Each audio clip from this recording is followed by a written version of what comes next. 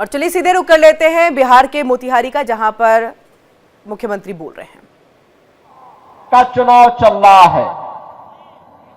पहले चरण के चुनाव 6 नवंबर को संपन्न हो गए हैं और चुनाव पहले चरण के चुनाव में बिहार की जनता ने साबित कर दिया है।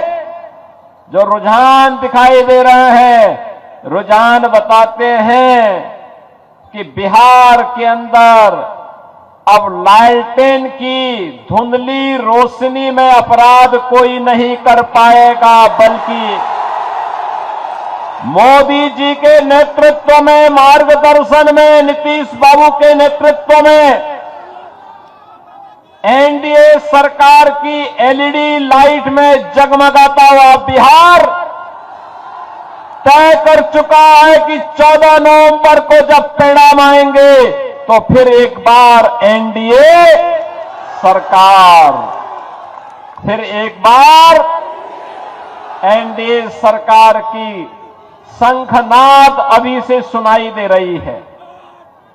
बहन और भाइयों, बिहार, जिस बिहार का अपना गौरवशाली इतिहास रहा हो, जिस बिहार ने नालंदा विश्वविद्यालय दिया हो, जो बिहार आर्यभट्ट और आचार्य चाणक्य जैसा महान आचार्य दिया हो, जिस बिहार ने महात्मा बुद्ध को ज्ञान प्रदान किया हो और जिस बिहार ने 24वें तीर्थंकर भगवान महावीर को जन्म दिया हो, आखिर वह बिहार किसके कारण साक्षरता में देश के अंदर सबसे पीछे हो गया?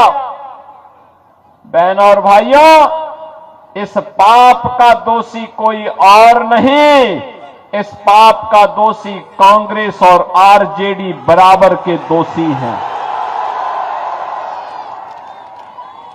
जिन लोगों ने अपने स्वार्थ के लिए बिहार का उपयोग तो किया, लेकिन बिहार के विकास के लिए बिहार की मेधा और बिहार की प्रतिभा और यहां की ऊर्जा का उपयोग बिहार के विकास में नहीं होने दिया।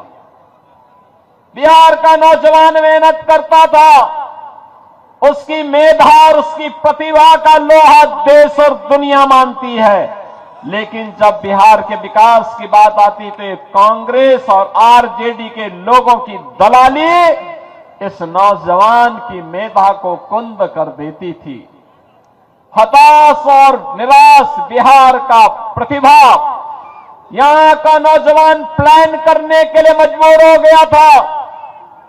पिछले 20 वर्ष में एनडीए की सरकार में, नीतीश बाबू के नेतृत्व में बिहार में सुशासन की आधारशिला सुदृढ़ हुई है। और बहनों और भाइयों, इसी सुशासन की सुदृढ़ नींव में एक समृद्ध और विकसित बिहार के निर्माण के लिए एनडीए सरकार फिर से बिहार के अंदर आवश्यक है। और इसी के लिए आज मैं आपसे आह्वान करने के लिए आया हूं।